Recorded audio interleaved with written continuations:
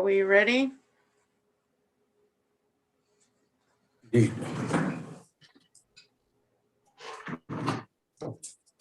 We've lost Christine. Okay, we ready? Okay, I'd like to call the Parks, Recreation and Culture Committee meeting of Tuesday, March 16th, 2021 at 7:01. It's being held electronically and on the unceded territory of the Subots First Nation, which we are thankful for. We have two different question period times. One is at after number 6, after correspondence, and one at the end, number 11, where you can either email, and you can email now to general@lakecowichan.ca or phone in during that time at 749-6681. I think that's all for that. And I'd like to call it to order now. And any introduction of late items? I have one. Banners. I just want to bring that up under, I don't know if you want to put that under new business. Where would you like that, Mr. Fernandez? That was stuff that we've been talking about previously, right? So it'll be ongoing items, maybe 3 under ongoing items, number 3, banners. Yeah, indeed. It just came up on Friday. So I'll put the banners number 3. Anything else on that? Okay, do I have a motion to approve the agenda as amended? Councillor Vomaka and Mayor Day, all in favor? And carried. Business arising and unfinished business. Number A is none. B, ongoing items. 1 is trail signage. Is that the Trans-Canada Trail? Is that something that we can take off now? We can take that off, indeed. Okay, because that's done. Anybody have anything else on that? Number 2 is park signage. Are we just still ongoing? We're still working. Yeah, we're still working on it. And Mr. Smith may be able to add something to the Ted Burns signage. He may give us an update on that. If you got something. Hi, everybody. In fact, Zach said he's working on it and he's doing his best to get it done in the next few weeks. That's the last message I had from him. Good. Okay, thank you. Was there anything else on trail signage? I mean, park signage, pardon me. Nope. Is Mayor Day, did you have something? You're mute, you need to unmute. Bad. So yeah, it just brought back to mind, it's more, could be trail, could be park, but the Trans-Canada Trail kiosk has some signs of graffiti that isn't 100% removed. I was just wondering if that could be looked at a little further. There's some racial remarks left on there that are still legible, so I'm not sure if they've been totally cleaned up in the past week or two, but there are some severe racial remarks still visible. I know they're cleanable because they had a coating on them. Maybe we can look at that. Is that something for Mr. Sandu to look at? Yeah. Yes. We've cleaned them a number of times. I don't know if it's scratched in now or I'm not sure why they can't get it off, but we may have to possibly put new plexiglass or whatever that covering is on them. Okay, and I still have a DVD or a CD with all the trail sign, all those maps and things on, if we ever have to replace them. They were done by Bad Dog Graphics at the time, which no longer exists, but I'm sure Leon's or any one of the others could do them, because I think there are a couple that are quite badly scratched that maybe we should try and redo. Yeah, a few of them need repair. Okay, thank you. That's good to know. That's good information. I was trying to figure out where we would get new ones or who did those, so that's good. Oh, I'll give you the CD. I'll give it to you. I just found it again today. Okay, great. Super. Anything else on those? Okay, delegations and representations. I think we have Rick Bryan. Are you going to bring him on? He's on. There he is. I'm on. Good evening, folks. Good evening. We did get your report and we read through it, and you're going to bring some information to us from that. Well, I hope so. And if you, with your indulgence, what I'd like to do is to take you through an edited version of a presentation that I made to the Cowichan Watershed Board back in September of 2019. And that looks like we're ready to start. Okay, just so I let you know, we usually allow delegations 10 minutes. So if you go beyond, I would have to ask for special permission from council to go beyond, but I can almost certainly assure you that it's going to take closer to 20 minutes to 30 minutes to get through this all. I thought I had mentioned that to Mr. Fernandez. well, yes, it's just that we allow 10 and then we ask if we can cut it down a little bit, because we have looked at this ourselves as well. We've had it in advance, so. People it's have up to looked you. at the presentation? Yes, we received it. So I'm sure all of us have looked at it. Have we not? Hands up if you've looked at it. No? Yes? It was in Can I our, point, can I just, this is Counselor Sandu. I think it's important that we do have this presentation, and as we're going along, if there's any questions, we could probably cut it down to 20 minutes. Yeah. But I think it's important that we hear from Rick Yeah. regarding this presentation, because that's a big part of it, so. okay. Everybody's in agreement. 20 minutes then? Okay, There's some neat stuff coming up. let's go. All right. Well, thank you very much, Madam Chair, committee members, ladies and gentlemen. I'm here this evening representing the recreational whitewater paddling community, including several clubs and provincial associations. And I hope what I'm going to do is to bring you good news there. We acknowledge that our activities take place on traditional Coast Salish territory and on a river which is of great traditional value to local Indigenous people. As a paddler, I also gratefully acknowledge that the canoes and kayaks we use today originated as traditional First Peoples inventions. Slide.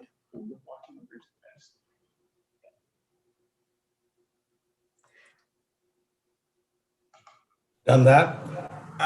Yeah, we've missed some here.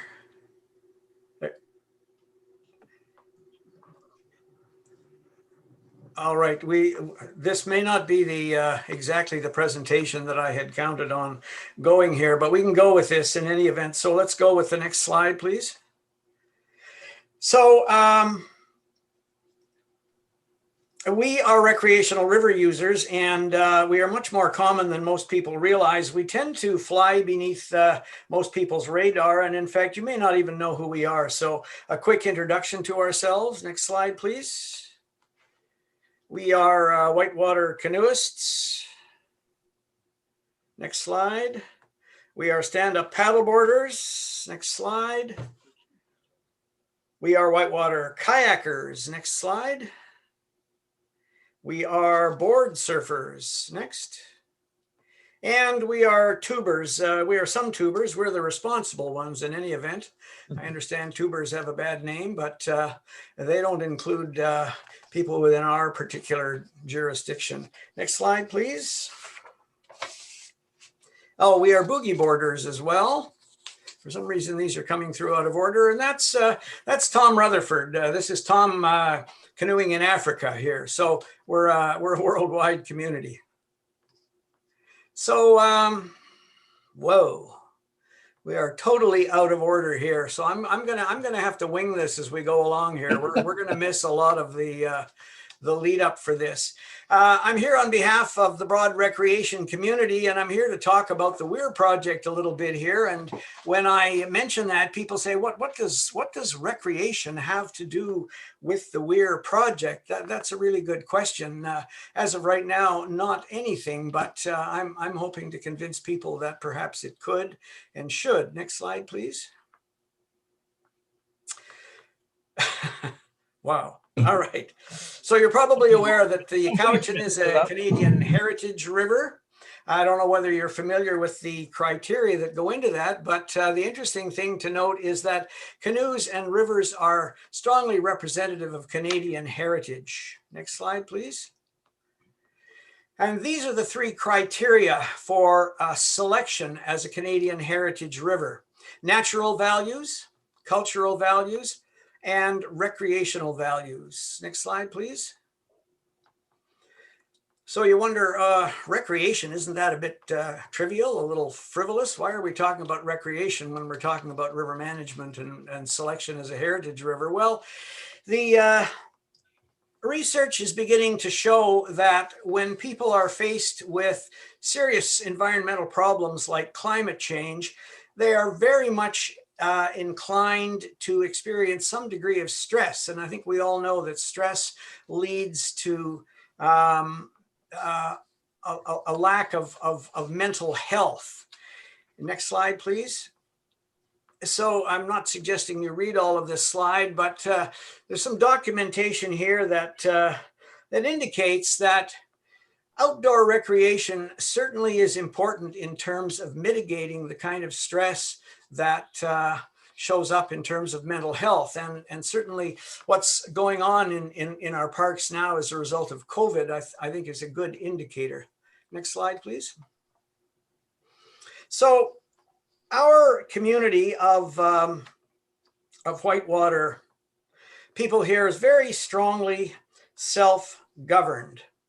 And not only in terms of safety and training in rescue techniques, but also in terms of environmental standards. Slide, please. Here's a case of some training that we do. The person in the water here is learning what happens when you are swept into a serious hazard like a river-wide log. How do you defend against that? How do you keep yourself from drowning? So that's part of the training we do. Next slide, please. We're pretty vigilant about monitoring river hazards such as river-wide logs. We work closely with park staff, search and rescue personnel to publicize location of such hazards. Slides, please. That's our sport. We take only pictures and we don't leave footprints. We don't stir up silt, we don't trample spawning beds, and we don't damage riparian zones. Next slide, please. No fossil fuels, no motors, no fumes, no oil slicks. Also, we don't drink alcohol in the river and we don't drop garbage into the river. In fact, we regularly pick up garbage on the river, not just during river cleanup events, but also on regular trips. We are eyes on the river in some of the more inaccessible reaches, and we don't hesitate to report problems to appropriate authorities. So that's us. And those are the kinds of ethical and environmental standards which govern our activities. We participate in a number of stewardship groups. We don't just simply go about our own affairs here. We participate in the Cowichan River Stewardship Roundtable. I'm a member of the Cowichan Lake and River Stewardship Society, working also on the Coxsila Working Group and North Cowichan's Parks and Trails Master Plan. We made a presentation to them. So we're kind of involved in different phases of river stewardship. Slide, please. Now, we happen to think that the current plans for the new Weir project are almost a masterpiece, but we're requesting consideration for some minor additions, some minor tweaks to the overall design, not to the weir itself, but to the riverbed immediately below the new weir. What we're proposing would benefit the town of Lake Cowichan as well as recreational river users without threatening or diminishing any of the weir's original intent. More on that as we go along. Slide, please. Now, I want to stress, we completely support the Weir initiative. We've worked hard to pass the regional district's referendum back in 2018, and our suggestions are only a small part of our ongoing support for the Weir project. Next slide, please.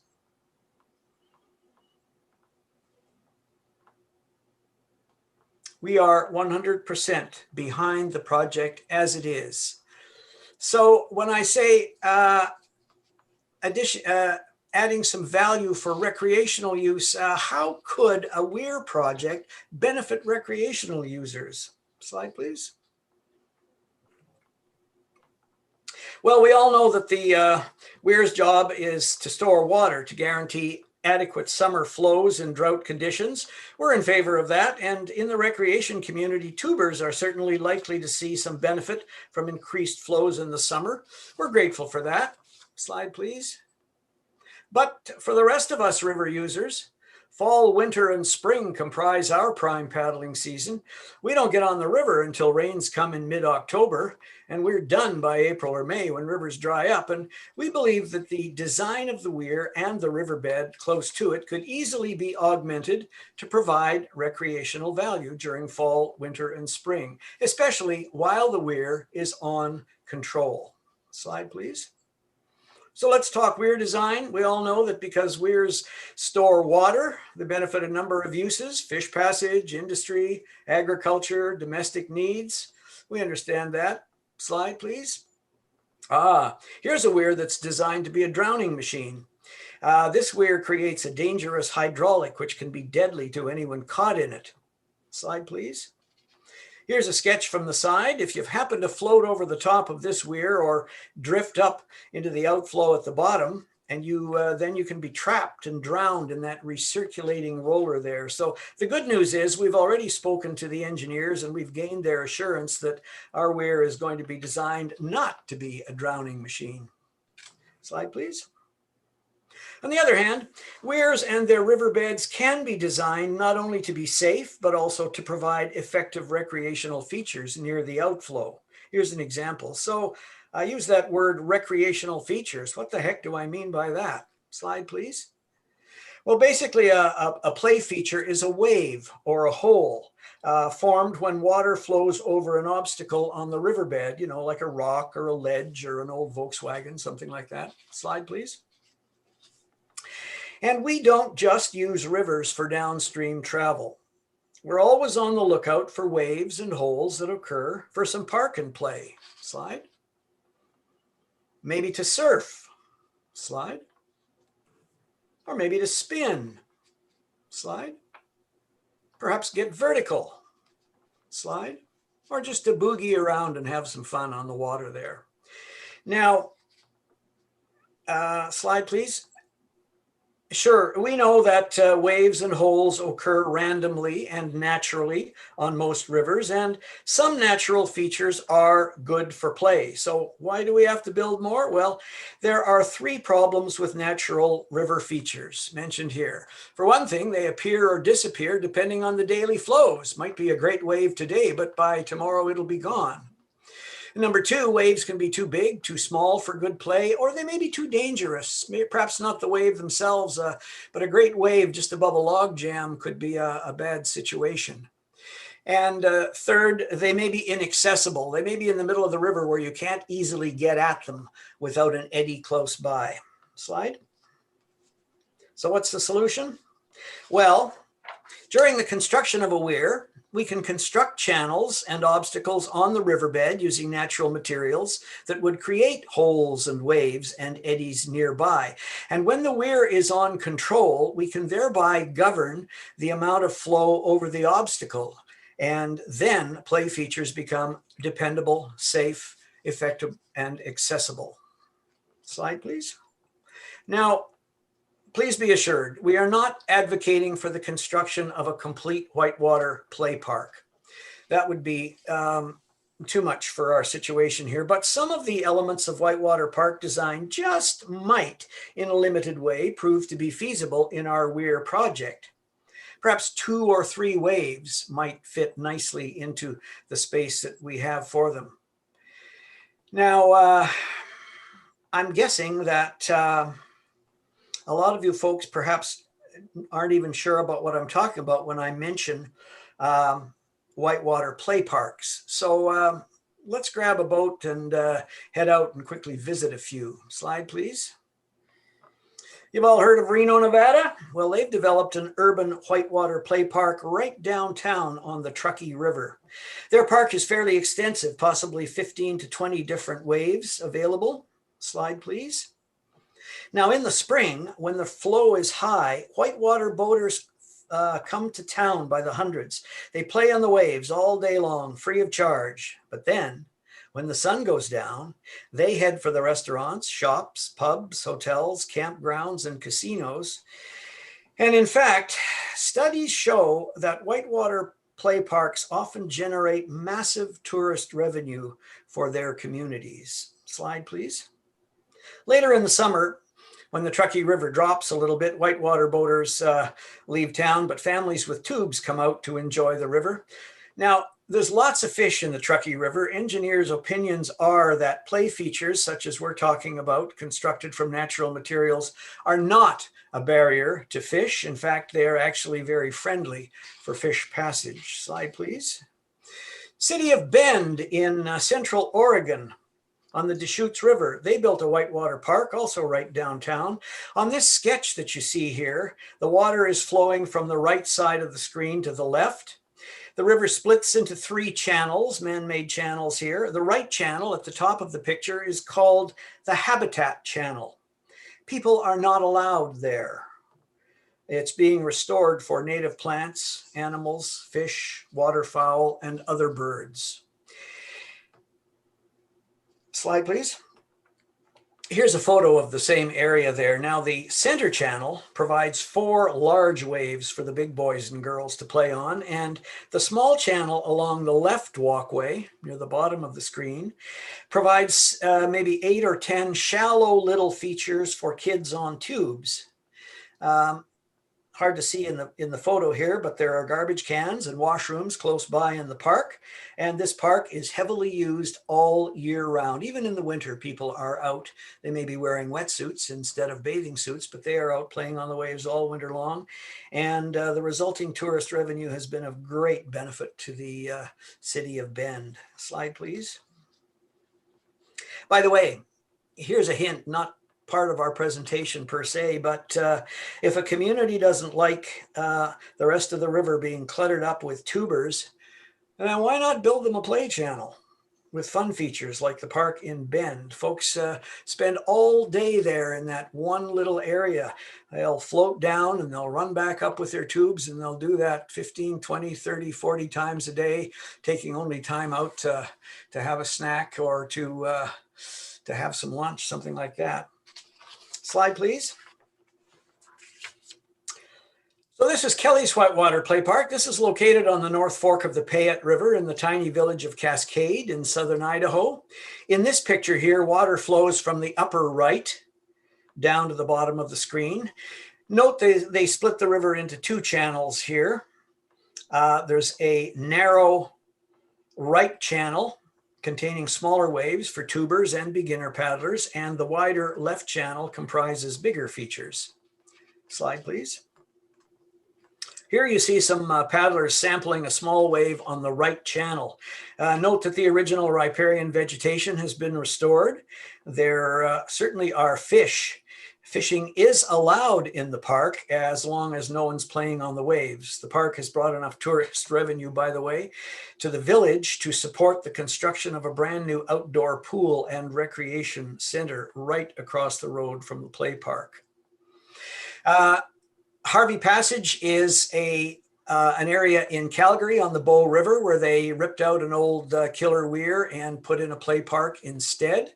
And it's used fairly heavily by a lot of whitewater paddlers in Alberta. Saskatoon is planning a play park in conjunction with a hydro project.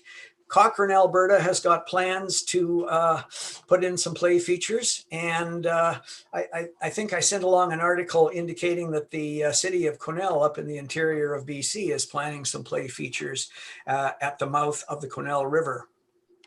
So how do play features get constructed? Well, there are qualified river engineers who specialize in this field. And the first step is for engineers to visit a location and prepare a feasibility study in consultation with the local community. And that's what brings me to your meeting today, folks. And I'll have a little more on that in just a few moments as we begin to wrap up the slides.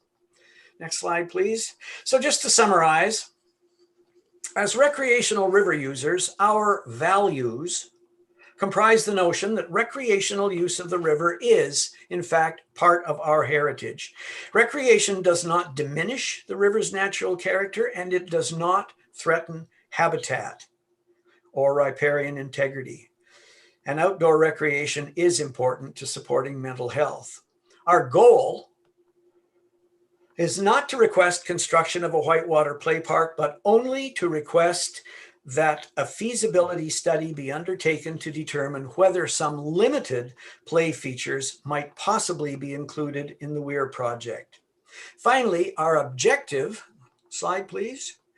Our objective is to promote a weir that gets the most juice from the squeeze, as Tom Rutherford would say. Folks, we're only going to build this weir once in our lifetime. Our new weir needs to be the best it can be. It can and should serve not just industry or fish or agriculture, but all river uses and all river users. And that includes adding value for the local economy and for recreation.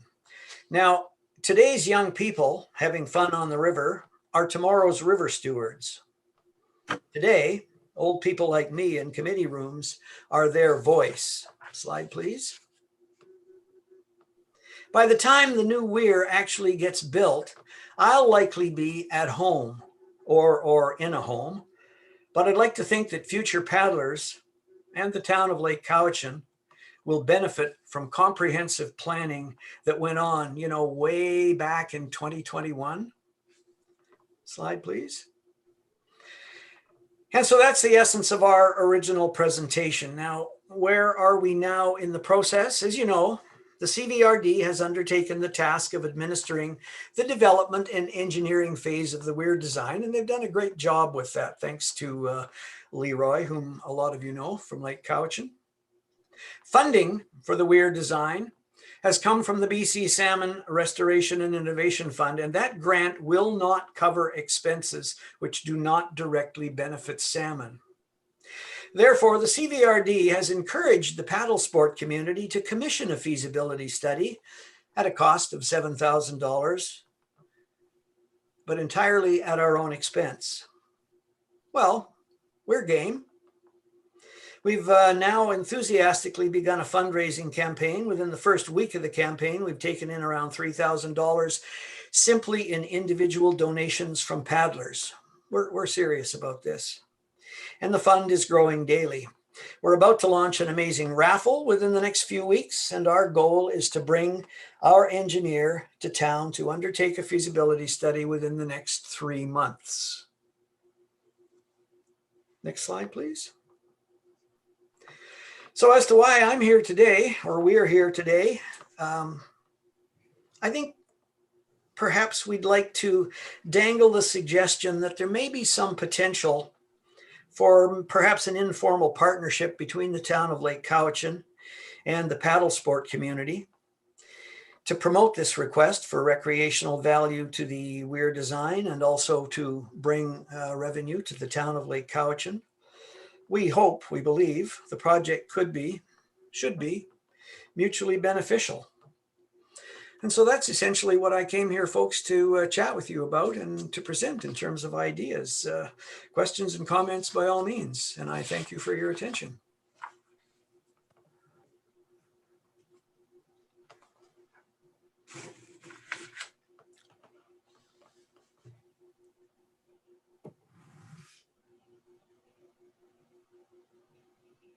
Sorry, have we lost our sound? Sorry, I'm back. Sorry, Oh, there I'm we back are. here. Thank you. I just want to thank, first of all, thank Rick for that presentation. I went through it and my husband went through it the other day as well, because we're river people as well, quite a bit. We have been in the past. And thank you so much for that. And Councillor Sandhu, you had something? Thank you, Rick, for coming and giving your presentation. I enjoy it every time I watch it. It's good information and the possibilities.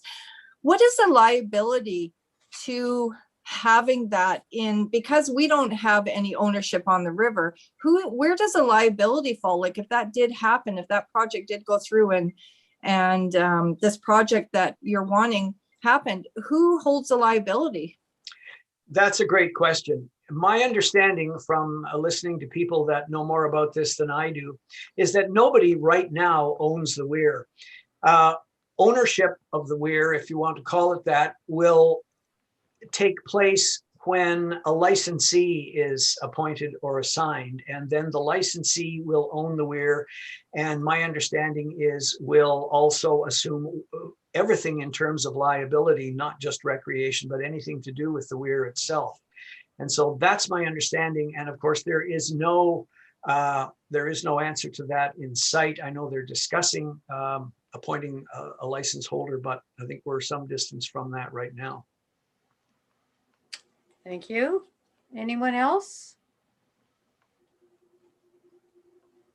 Okay, thank you very much again for your, oh, sorry. Who put their hand up? Councillor McGonigal. Sorry. Councillor McGonigal. All good. At least you called me Councilor McGonigal. I not did. Mayor McCheese. I can do that next time. Okay, I'll hold you to that. Thank you for your presentation, Rick. I know there was some indication through the public engagement process on the feasibility of implementing a recreation portion within the new weir design. I think our problem is we have to remind ourselves to stay within our own lane. As to the ownership of the weir, I think that's important moving forward as to who would hold that license and the liability, and that we would accommodate the means moving forward for the betterment of all within the community, including recreational opportunities. So we don't make decisions at delegations, just so you're aware. We will certainly take your information forward to a future meeting and discuss the possibility of what you mentioned within your presentation, taking into consideration our legal obligations within the community charter and other aspects that we have to reside under. But I appreciate your presentation tonight. Thank you. Thank you. Thank you. Councillor Vomaka? Sorry, I think Mayor Day had his hand up before me. Okay, sorry. I guess I'm not seeing everybody. Big hands. So thank you very much, Rick. That was a really good presentation. And I must say it's exciting to see the concept and how it's working in other communities. But agreeing with Councillor McGonigal, that's it's a little bit out of our lane. But I'm suggesting that I would be excited to see the said funded feasibility study by the paddling groups and see where and when and how this might work in the future, if at all. And a little key on the ownership of the land beneath the river. I believe it still belongs to Mosaic and Timber West, so they definitely have to be a stakeholder in anything moving forward as well. So thank you very much, and yeah, I look forward to seeing more information about this in the future. Thank you. Councillor Vomaka, did you have something? Yes, I did. Thank you, Rick, for the presentation. And question, when you were talking about your group fundraising, do you have a website that people can go to? No, not particularly. The whitewater paddling community is not known to be particularly formal. We have it set up among our own membership. There is an address where people can send their contributions via snail mail, and we do have e-transfers arranged. We have not made a point of going outside our own organization yet. We don't want to be the kind of organization that simply sticks out its hand and expects other people to pay for things that we think are going to benefit us. And the only outside outreach we've made is just simply to send some requests to those CVRD members whose areas touch on the Cowichan River, because we think their areas would benefit from this. But beyond that, we are staying within our own organization. We are going to be close to halfway with donations. And like I say, we have a Cracker Jack raffle coming up here, and we're hoping that could put us over the top. So we're not particularly looking for charity here. We're more looking for people that recognize in our idea some possibilities for a lot more benefit than was perhaps envisioned in the original public advisory group's concept of what this weir should look like. Wonderful, thank you. Mayor Day, did you have something else? No. Councillor McGonigal? Thank you. I just wanted to make a comment on part of your presentation on the heritage designation of the Cowichan River. for the cultural entities, recreational and water qualities within that designation. And unfortunately, that designation is just a piece of paper and does not come with funding aligned within that heritage designation. We have championed in the past the need for funding at a federal level for that designation to accommodate environmental, recreational, and cultural values within heritage rivers to ensure that they stay within that realm. Unfortunately, we haven't been very successful on that, but I can assure you that I myself, and I'm sure my colleagues, will continue to champion for funding to go along with that designation instead of just a piece of paper. I think it's important that alongside the designation comes dollar values to accommodate it staying within that realm. Yes. Thank you. Thank you. And I'm pleased that your presentation is on our YouTube presentation right now. So people will be looking at this at different times and see what you've come up with, and what a great presentation it was. And thank you again. And hopefully we'll see you again in the near future. And good luck with your raising of funds. Well, you will see us, because now that Dr. Bonnie has lifted the restriction, you're going to be seeing groups of beginner paddlers and canoeists coming out to use the upper run of the Cowichan from the weir down to Little Beach. That's where we do our instruction, and we've got a big backlog of students just waiting to get started. So you will be seeing us out, particularly on weekends, and so yes, hopefully we'll see some of you then. Great. Thanks Thank you very much for Thanks letting again. me in tonight. Thank you. That was very interesting. Now we have B, Steve Vatcher. Is Steve coming on? You're muted.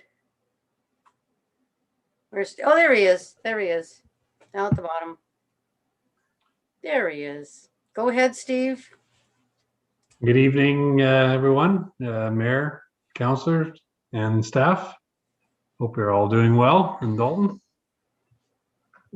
Just wanted to give you guys all a brief overview of where we at on our Fire Smart program and the grants, etc. As we had quite a quiet year last year with COVID affected a lot of our programs. We are currently sending in all our information for our 2019 and 2020 Fire Smart grants. We had just completed the approximately 8 hectares of fuel treatment out at Lakeview Campground, as well as at the Collect Center. So we're waiting for that to be completed, and then we're submitting our final reports on our programs to UBCM for payment. We have good news that in February we received notice that our 2021 UBCM Community Resilient Investment Program grant was received and approved. So we have that to look forward to this year. And with the onset of all the vaccinations and things, you know, hopefully returning back to normal, we should be able to be out in the community more, and are hoping for a more active Fire Smart program this year. Good news from beginning of last year, it was actually going to be presented at a council meeting, but due to COVID, there was no more council meetings. So happy to report that the work done by 2 communities in Lake Cowichan, Joel Road community and 100 Houses community, they were successful in their application to be a Canadian National Recognized Fire Smart Community. So thank you to Christine Sandu, Lorna Vomaka, Kathy Wagner, and Betty McGonigal for their work in those communities to help improve our resiliency. I know we're going to look forward to continuing on in those communities and working hard. We've already got a couple more communities that are targeted and earmarked this year. So we're hoping at the end of this year to have 10 nationally recognized fire smart communities in our fire protection area. We are also applying this Friday for, there's another funding stream through the UBCM for Economic Recovery Fund, and it is to do with Fire Smart as well. And so we're going to apply for that and see what we can do to help our community even more, attain more resource to make our community more resilient. Very brief overview of what we're doing and where we are, but it's been too long since we've been able to communicate together and talk with mayor and council and staff that have been so supportive of our Fire Smart program over the years. Just wanted to check in and let you know that we appreciate all the support that you give our program to help our community become more resilient in the face of wildfire. And we're still continuing the work, and it's going well. We had a bit of a bump in the road with COVID, as did everybody, but we're hoping for better things this year. Not sure if anybody has any questions or. Any questions? I just want to thank Steve. I know that the Fire Smart is a great program, and thank you for all the work that you do for that. And Mayor Day, you had something? Yeah, thank you, Madam Chair. I just wanted to reiterate what you just said. Thank you, Steve, because I know a lot of this wouldn't happen without your administrative input into what happens. And so it's been really a pleasure to watch things come about due to the funding that you have managed to procure through these grant programs. And just want to take this opportunity to as well to extend Mayor and Council's thoughts to the fire department as a whole for the work they do. And I know that they've struggled through the pandemic as well, not being able to practice as per normal. But I've noticed that you've been very active attending to calls and still managing to keep up the high level of service you provide our community. So thank you very much. And if you could pass that on to the other members, that would be awesome. Well, thank you, Councillor Austin and Mayor Day, and thank you for that. And I will pass that on, and appreciate all your support in the program. And I'm very, very pleased and proud to be able to give our community this chance to become more resilient as we work our way through it. Just a side note as well, we were invited to be one of the presenters at the BC Fire Smart Symposium, the virtual symposium in May 26th. So I've been asked to present with two other presenters on our rebate program. So the work that we're doing here as a community is not going unnoticed, through Fire Smart BC. And I'm glad to bring the hard work of all our neighborhoods and community and the support of Mayor and Council forward to be recognized by our province. So thank you very much. That's great. Thank you. Councillor Sandhu, did you have more? Anyone else? Any more comments? Well, I just wanted to say thank you to Steve, because when we were doing our area, it was a little daunting.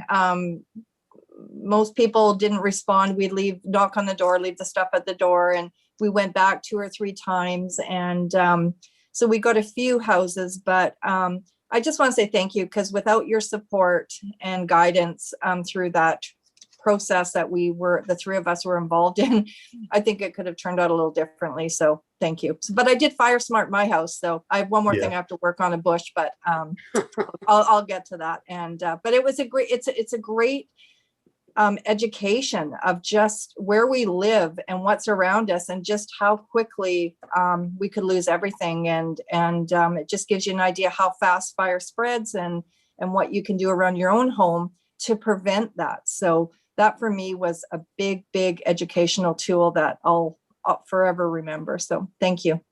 Thank you very much for your kind words. And yeah, that's the whole, this 2021 grant that we have for CRIP is entirely based for education. to the public. We're not doing any fuel treatments or prescriptions this year.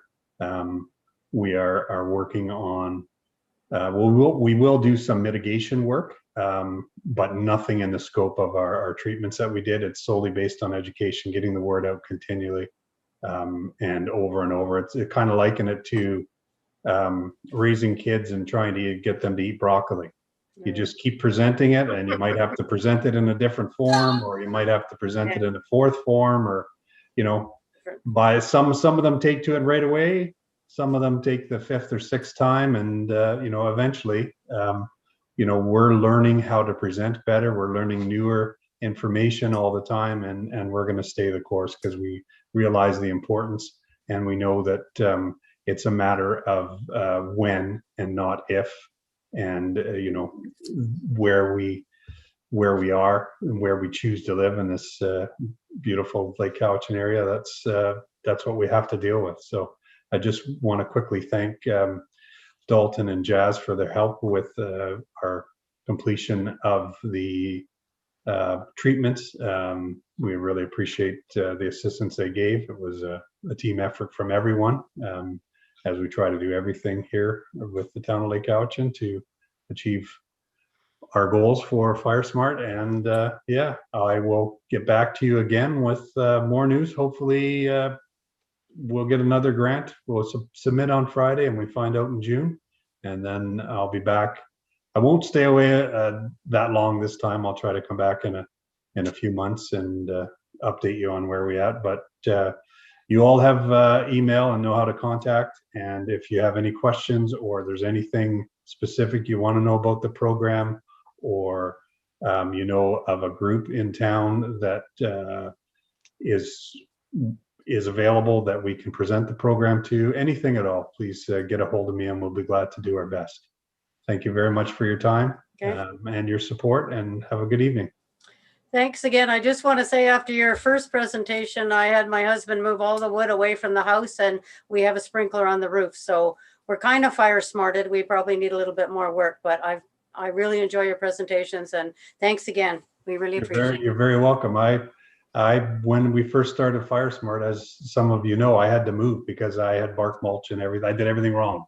So I learned my lesson, and we, you know, now we live in a Fire Smart house with Fire Smart landscaping and, you know, all that kind of stuff. So we look forward to continued growth, and thank you very much. Thank you. Good evening. Goodbye. Okay, moving along. We have no correspondence. I don't see any. Verbal comment. We're going to have verbal comment from the community. Again, it's general@lakecowichan.ca, or you may phone at 749-6681, and we'll take 3 minutes. 7:52, I believe it will be.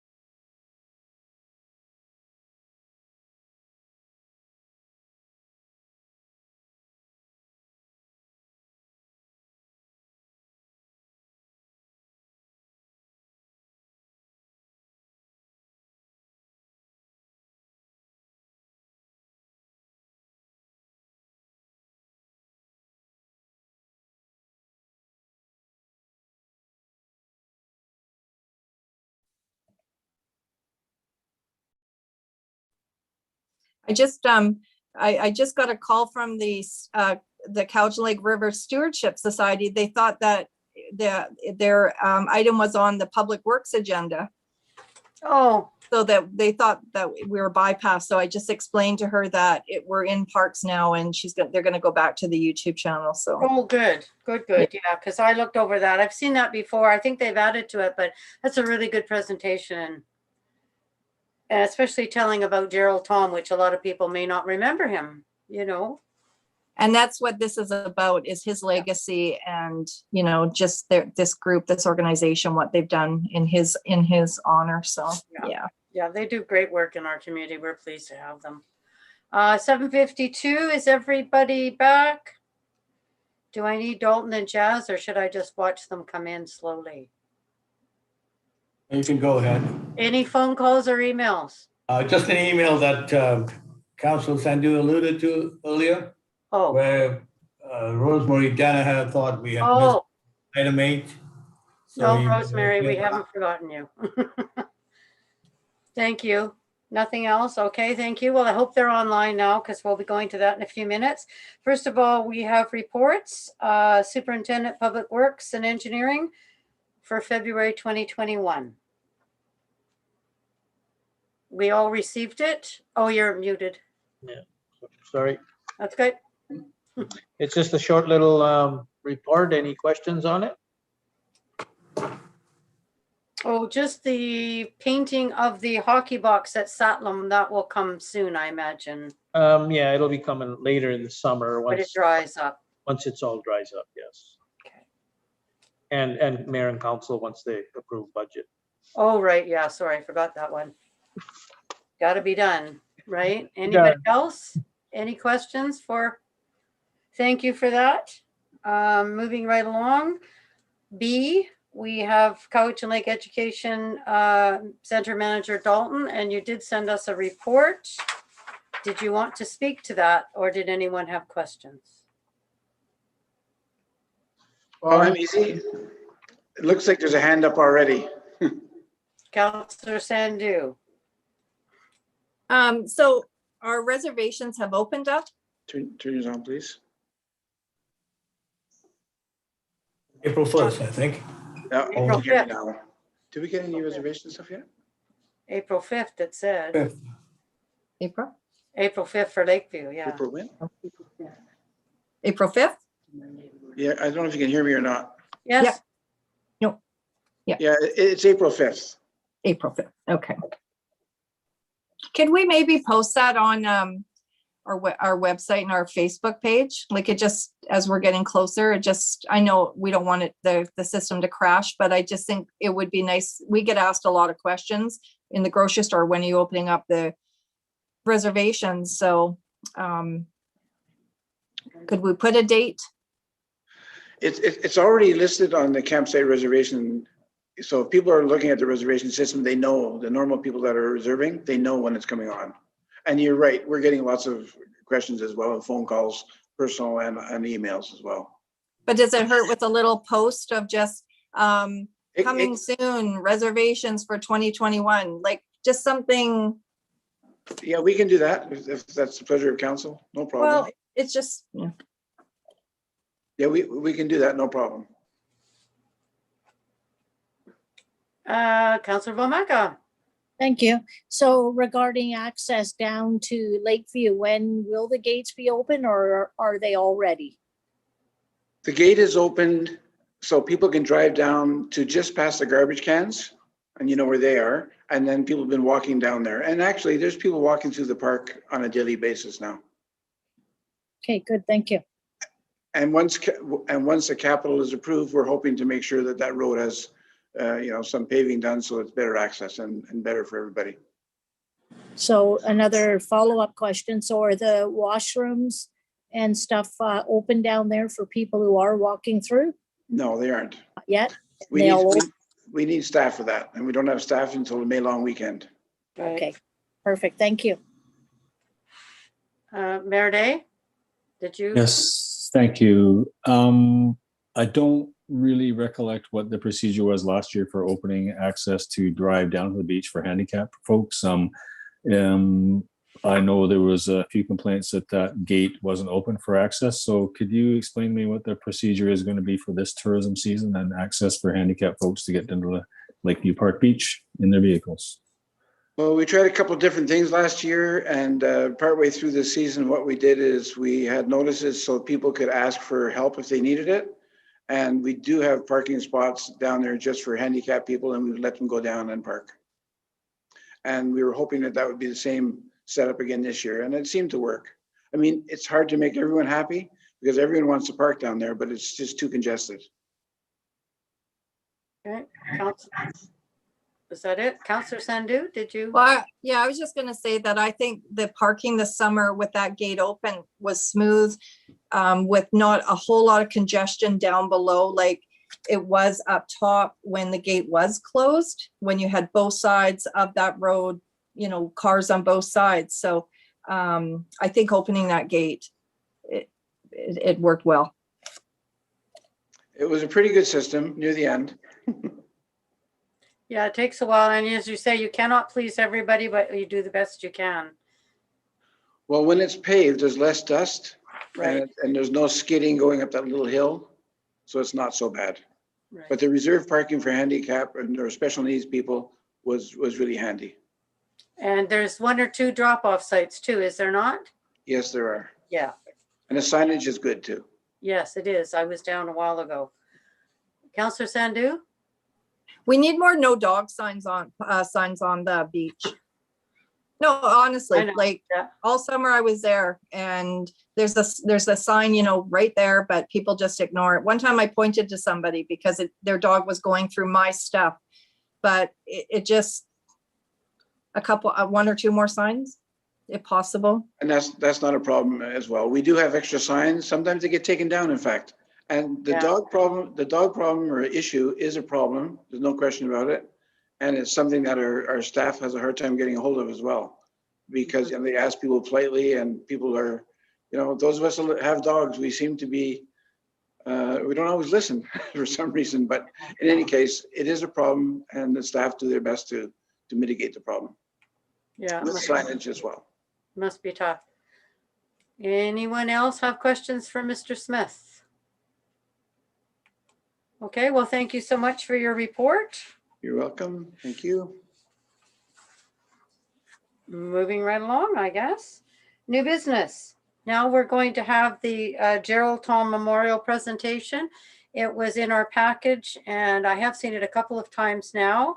It's a great presentation, especially explaining about Gerald Tom and what wonderful things he did during his life here and what the Cowichan Lake and River Stewardship people are doing. The garden is beautiful, very interesting, and I love all the different plants and the signage. Councillor Vomaka? I mean, Councillor Sandu, sorry. I'm looking at Councillor Vomaka and seeing the other hand. Are we not playing the presentation quickly? It doesn't have to be any discussion, but I just think that because we're live, the people that out there that may be watching could have the opportunity. Because it's quick, it doesn't take long. Can we do that? Do you have that on there, Mr. Fernandez? And then we need to let them know that we appreciate that and you're muted. Okay, I'll just need a couple of minutes to set it up. Okay. It goes through right from the beginning. What was the first year? I've got it on mine.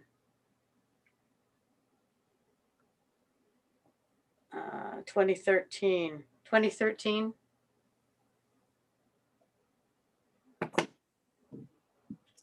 And I know Councillor Sandu and I have been with them a couple of times on some trips around where they're putting in native plants around the rivers and the lake.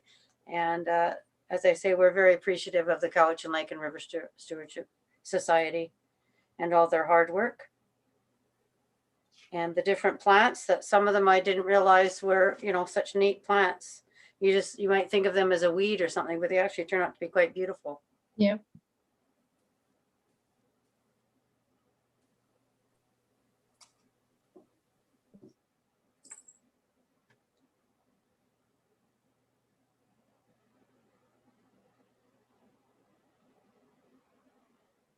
Madam Chair, Yes, I just had a Sure. quick question through you to the Superintendent of Public Works, if I could. yes. Okay, thank you. Thank you. Jazz, is it the Cowichan Lake and River Stewardship Society that does the maintenance in that garden, or does park staff do that maintenance? Where'd he go? There he is.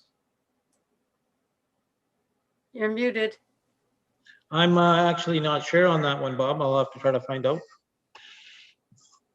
I think they do a lot of it. I have seen some of the volunteers there. Yeah. They'll replace some of the plants sometimes, from what I've seen over the years.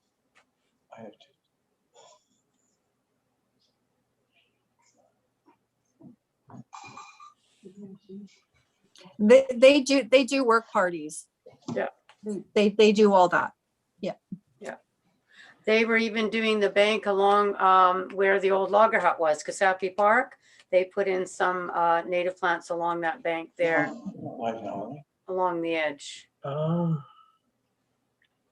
Now, this came in our package, did it not, or was it separate? Maybe that's why I have it separately then. I thought it would be on with our agenda so that people could look at it. Well, no, I bet you we're still live. Yeah, it's, if I may, it's with your agenda package and it's on the website.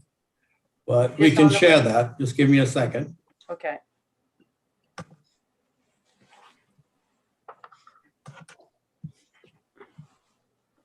There we go.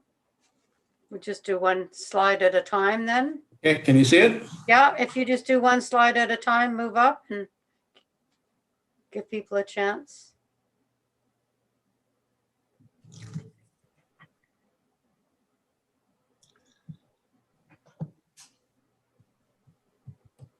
There we go. That's a flowering currant, I think, that plant. Looks like it. Keep going? Yep. Here's a picture of Gerald. Yep.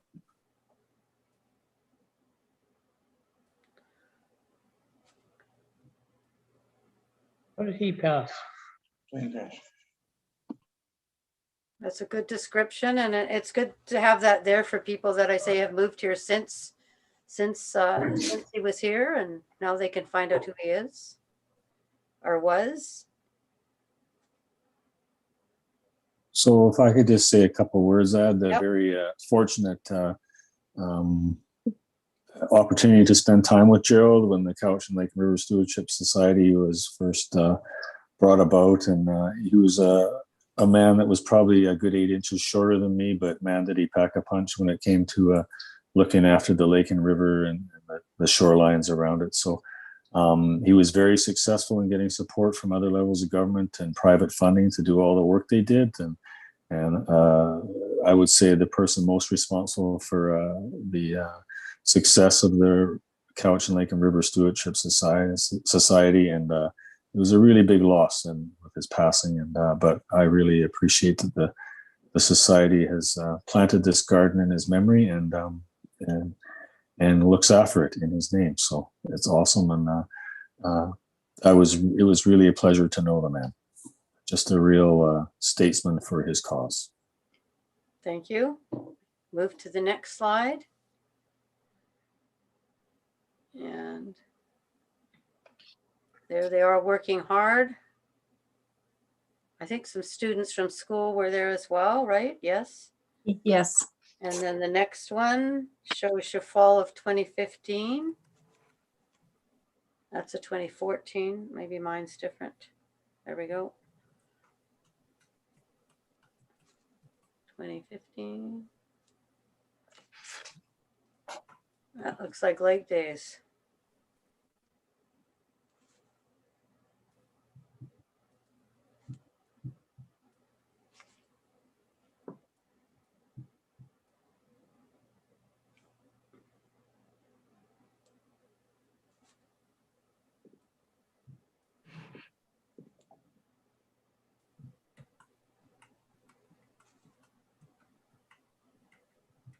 You see the trees getting bigger all the time. That's good. Yeah.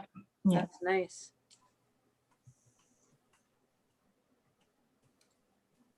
There's the students.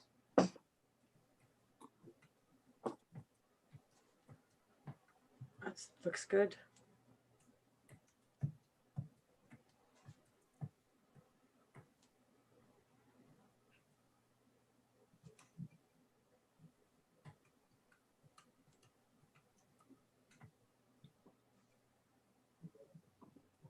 Working in the rain or the sun, no matter what. I think it would be nice too, when we're COVID free, that council does a walkthrough with the Cowichan Lake River Stewardship Society and through this, because the educational part of this is just overwhelmingly exciting. And unless you're a gardener that, you know your plants, I know very little. And the bit I learned, it just impressed me. Mm-hmm. And their passion. And they've made it beautiful down there. Like Yeah. they truly have. They've just.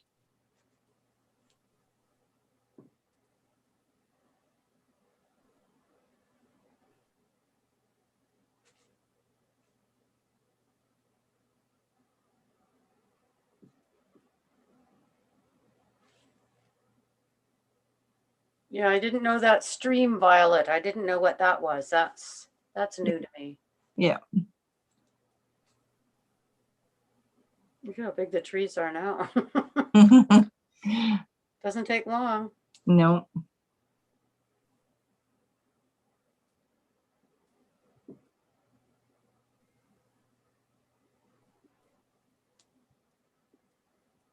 I think that's the last one. Yep. Well, again, thank you. We just want the Cowichan Lake and River Stewardship people to know we appreciate this.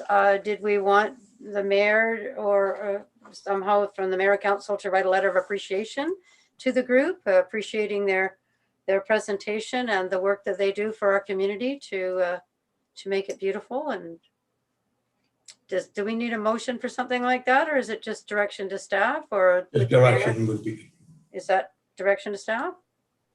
How does everybody else feel? We've lost Lorna. Where'd she go? Council, Mayor Day. Yeah, I'm just wondering if, I believe Councillor Sandu, do you attend these meetings? Mm-hmm. Whether this might be good enough from her to pass on our thanks for all the wonderful work they do in person during one of those meetings might be just as sufficient. Those are just my thoughts. Yeah, and I was thinking maybe if Mayor Day just did a letter up just to the group, just we've seen the presentation, we like the presentation, like just kind of what we talked about, that they just want feedback. If there was any issues, if they thought we needed to change anything or we weren't happy with, that's what they're looking for, putting this out to the different groups in the community. So and then that could go on our agenda in a week. And so I can get you the address, and then if you want to email something, Mayor Day. Be happy to do that. Okay, I'll touch base with you on that. Councilor McGonigal, did you have your hand up? You look fuzzy to me. I don't know why, but you kind of look like you're in a fog. I don't know if have you been smoking or what's going on there? No, Not really. yet. It's legal. I know. I didn't mean that kind of smoke. Anyway, I haven't been to Jerry's yet. I want to go and say hello and see how they're doing. I didn't know they were open. Okay, that was excellent. Notices of motion? Any notices of motion? I was just going to say there's great Alright. munchies next door. Next door to who? To Jared's? Oh, Gerald's? Okay. Public relations items. Now, Councillor McGonigal. I've extended myself from the fog. I emailed you all the tax insert from the CBRD budget discussion for the town of Lake Cowichan. Those inserts will be going in the mail to electoral area directors' constituents, but they have chosen to have the municipalities put that on their websites, etc., or we can share it within our own formats to get that out. How the CBRD's funds that they collect are allocated through the functions that we do participate in. I think it's interesting to look comparatively between the municipalities to see A, which functions they do participate in, and B, what the financial impact is. You'll note on ours that the major ones are the Cowichan Lake Recreation and solid waste as the main percentage contributors to the tax base. So feel free to share those. I'm not sure if we want to put that anywhere on our social media platforms, but it's for the general public just to have an idea of where the CBRD funds are allocated, et cetera. Talks about the hospital fund and the new hospital going in, et cetera. So just for your information and for sharing if you wish. Thank you. That's important for people to know, I think. Anything else?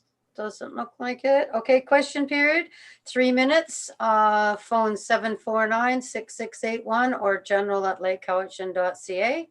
And we'll be back at 8:15.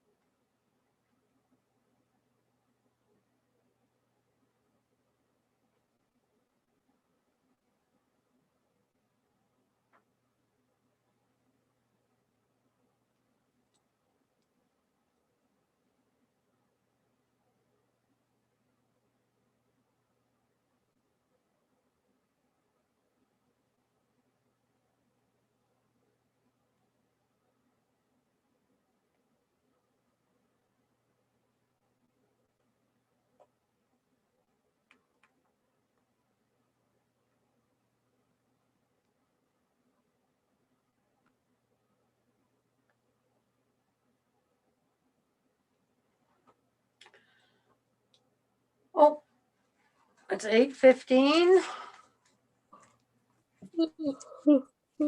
Oh, no yawning. I slept in today and forgot to go to Island Health. Thought they're gonna fire me.